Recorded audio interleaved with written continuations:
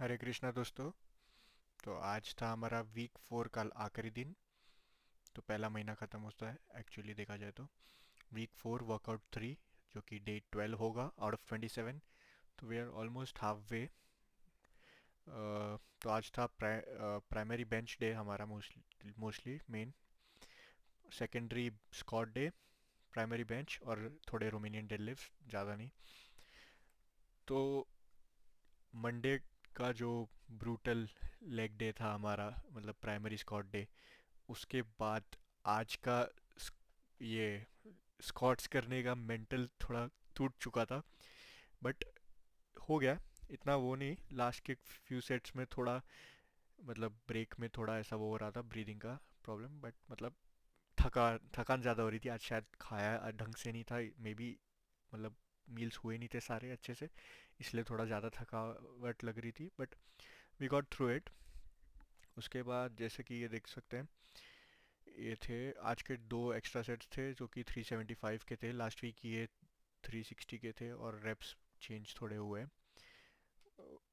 उसके बाद देखते हैं, हाँ उसके बाद था बेंच प्रेस हमारा। बेंच प्रेस में आज थे, प्राइमरी बेंच डे था। लास्ट वीक किए थे 13 या 14 सेट, आज थे 17 सेट्स। और टॉप सेट्स थे हमारे 7 8 9 जो कि 280 पाउंड्स के, दो दो रेप के।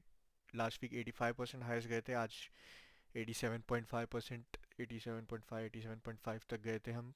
3 सेट किए जो टॉप के, और सारे लगभग रेंजिंग बिटवीन 255 ही है देखा जाए तो।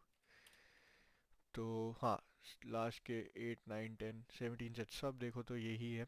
और रेंजिंग फ्रॉम, सिर्फ टॉप के 3 सेट छोड़ के सब 3 से 6 रेप के बीच में है।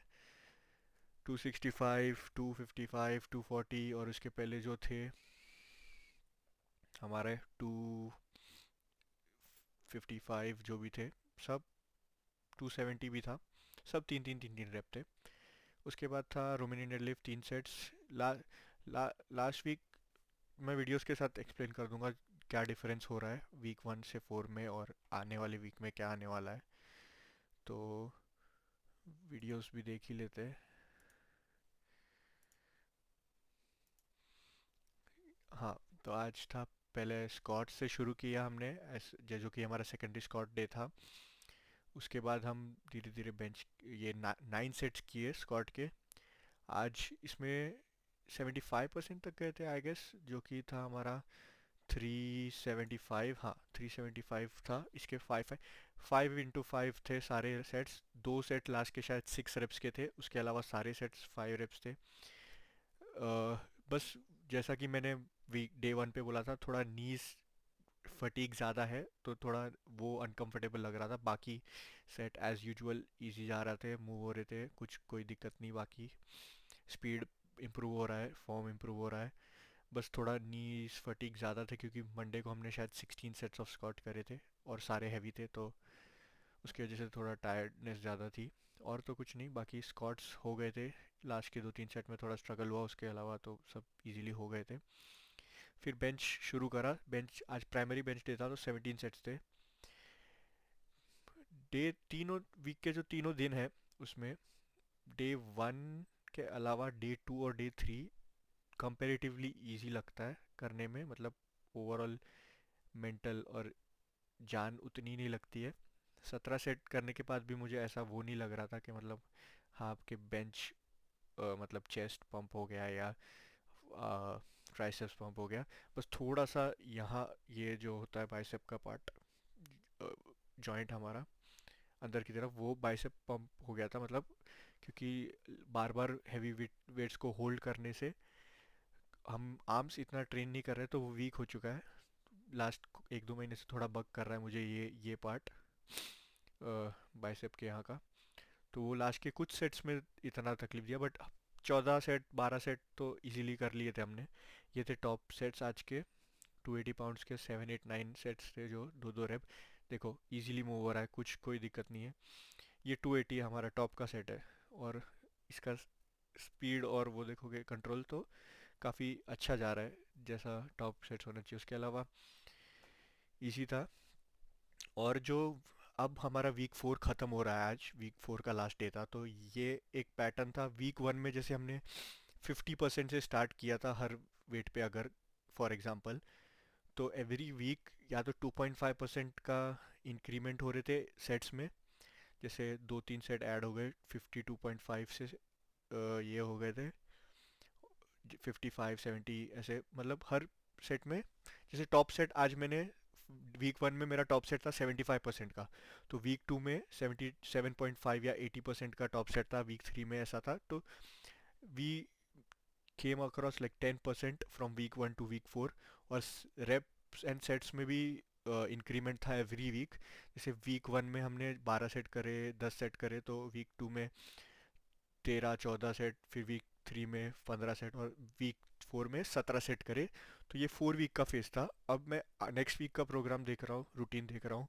तो उसमें है कि वापस वीक 1 जो किया था उस टाइप का ही रूटीन है। सेट्स और रेप्स कम हो चुके हैं वापस से, बट जो बेस लाइन थी हमारी वो ऊपर हो चुकी है। जैसा कि हम बेंच में 160 से स्टार्ट कर रहे थे एवरी एवरी सेशन, तो नेक्स्ट वीक हम हर सेशन 170 से स्टार्ट करेंगे। Same goes for squats and deadlifts as well, कि अगर हम 260 250 से स्टार्ट कर रहे थे तो हम 270 280 से स्टार्ट करेंगे। और अगेन वीक 5 to 7 8 पे वही साइकिल होगा जो वीक 1 to 4 में था, कि एवरी वीक 2% का इंक्रीमेंट होगा, या जो भी है रेप्स में और सेट्स में इंक्रीमेंट होता रहेगा 2.5% का जो भी। और हाँ, यही पैटर्न था। But week 4 was the most exhausting, cause sets इतने ज़्यादा सेट्स बढ़ते जा रहे हैं। 17 सेट स्क्वाट, 17 सेट बेंच और ये सब, तो it's really exhausting. But we push through it. सबसे ज़्यादा मेंटल ब्रेक किया था प्राइमरी लेग डे ने ही हमारा, जो कि था मंडे को, वीक 4 का डे 1। इतने सेट शॉट्स करने थे और सारे हैवी सेट्स के थे, बिल्कुल हिम्मत नहीं हो रही थी। अब मेरे को थोड़ा वो नेक्स्ट लेग सेशन के लिए वो खौफ बैठ गया है कि भाई वापस से ये धीरे धीरे बढ़ेगा और वापस से ऐसा एक वीक आएगा जहाँ इतने सारे सेट्स करने पड़ेंगे स्क्वाट के। बट लेट्स सी, जितना होगा अपने से उतना पुश करेंगे। गिव अप तो नहीं करेंगे कभी ऐसे इजीली, जब तक ऐसा कुछ इंजरी रिस्क ना लगे ऐसा कुछ। तो टच वुड, हम पुश करते रहेंगे चाहे कितनी भी ताकत लगे। आज का पोजिंग सेशन जल्दी जल्दी, इतना टाइम नहीं था यूजुअली जैसा कि होता है। इतना जो इतना टाइम मिला उतना पोजिंग की फटाफट, जहाँ जगह मिली।